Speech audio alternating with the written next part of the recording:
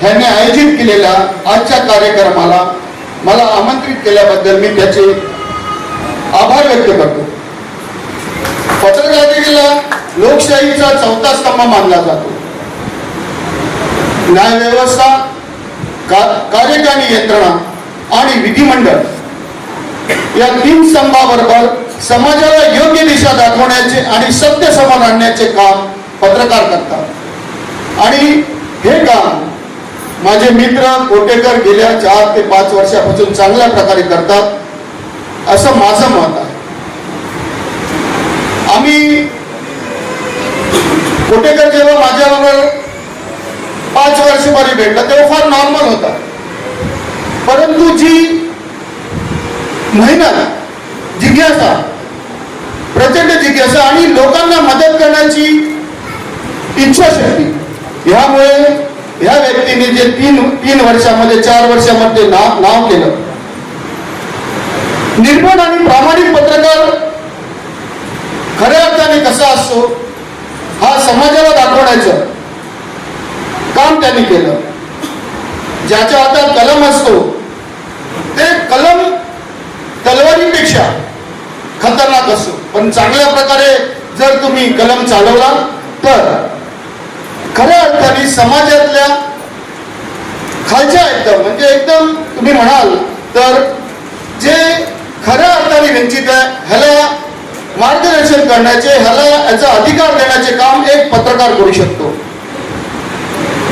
कोटेकर एक पत्रकार म्हणून, एक माणूस म्हणून चांगल्या प्रकारे जिल्ह्यामध्ये काम करत आहे.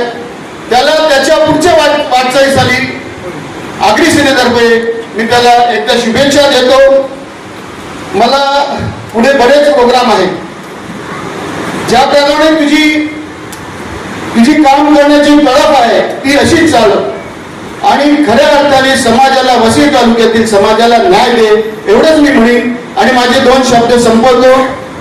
पुढे प्रोग्राम आहे म्हणून सगळ्यांची रजा घेतो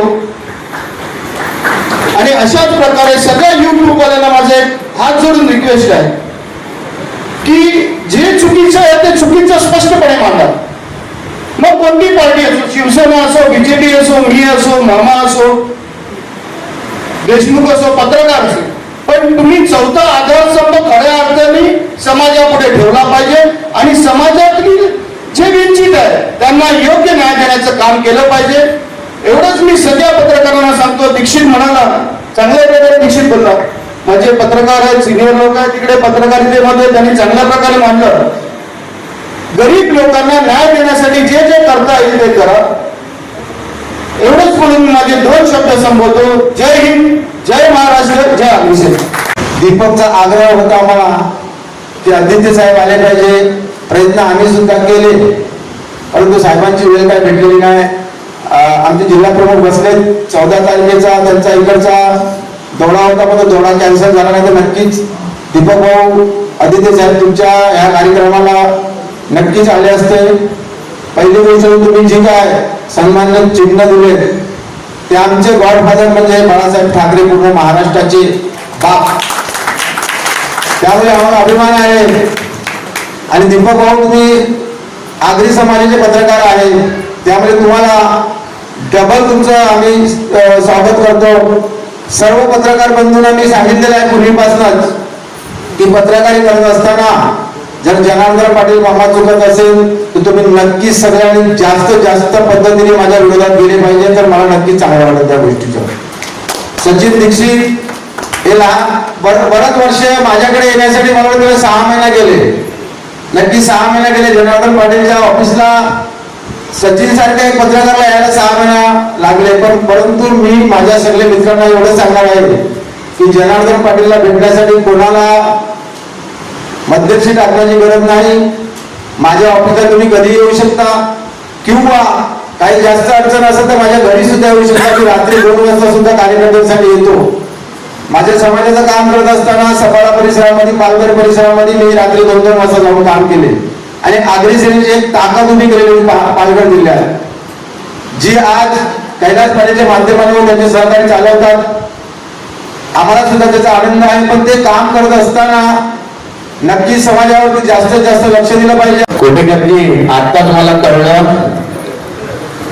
का तुमचं चॅनलचं नाव टॉप 10 महाराष्ट्र का आहे. कारण की तुमच्या जोडीला हे सगळे टॉपचे पत्रकार आहे, यांना बघून मला चक्कर आली, पाटण काय करू, म्हणून तुमच्या चॅनलचं नाव टॉप पडलं. आणि 10 माणसं टॉपची आहेत.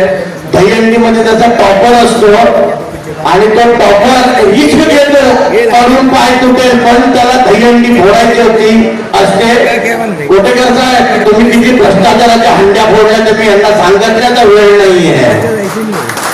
तुम्हाला माहितीये, ज्यावेळेला जंगलामध्ये साप असतो त्याच्यामध्ये विष असतं, लोक त्याच्यापासून दूर पडतात.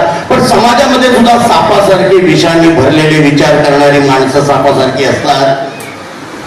ते पुंगी वाजवणारे त्यांचे कोण असतील, पुंगीच्या जागेवर कोटेकर सरांच्या हातामध्ये माईक असतो, मग ते साप विषारी आपल्या बिळामध्ये निघून जातो आणि त्याचं विष नाहीच होतो आणि त्यांना वटणीवर आणण्याचं काम माझा मित्र कोटेकर करतो.